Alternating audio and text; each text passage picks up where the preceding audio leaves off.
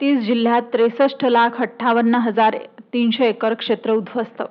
राज्यात गेल्या महिनाभरात झालेल्या अतिवृष्टीमुळे 36 पैकी 30 जिल्ह्यातील शेतकऱ्यांना मोठं नुकसान झेलावं लागलं आहे।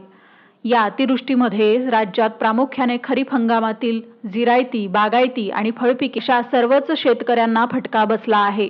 सोयाबीन, मका, कापूस, उडीद, तूर, मूग, बाजरी, ऊस, कांदा आणि ज्वारी या पिकांचं मोठं नुकसान झालं आहे। तसेच या व्यतिरिक्त काही ठिकाणी भाजीपाला, फळपिके आणि हळद या पिकांनाही अतिवृष्टीचा फटका बसला आहे। कृषी मंत्री दत्तात्रय भरणे यांनी यासाठी काही जिल्ह्यात पाहणी दौऱ्यादरम्यान दिलेल्या माहितीनुसार राज्यात ऑगस्ट आणि सप्टेंबर महिन्यात झालेल्या अतिवृष्टीमुळे 30 जिल्ह्यातील 63,58,300 एकर क्षेत्र बाधित झाले आहे।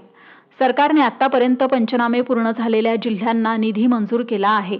पहिल्या टप्प्यात जून आणि जुलै महिन्यातील नुकसानग्रस्तांसाठी 73,91,43,000 इतका निधी मंजूर झाला असून यात नागपूर, वर्धा, चंद्रपूर, हिंगोली, सोलापूर, रायगड, रत्नागिरी आणि सिंधुदुर्ग या जिल्ह्याचा समावेश आहे।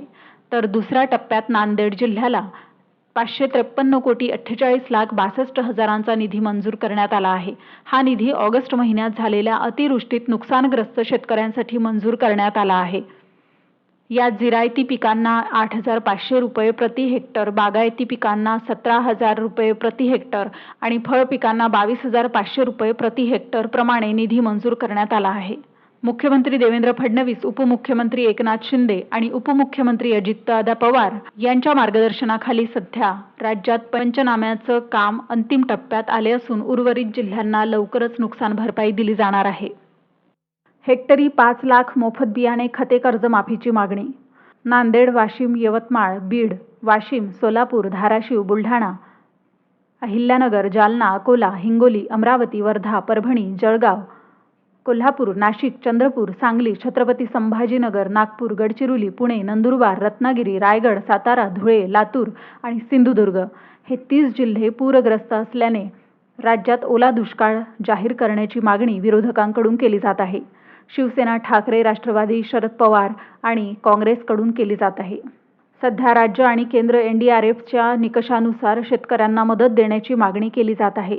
मात्र खरीप जवळपास पूर्णतः हातचा गेल्याने आता केंद्र सरकारकडून राज्याला भरीव मदतीची अपेक्षा आहे।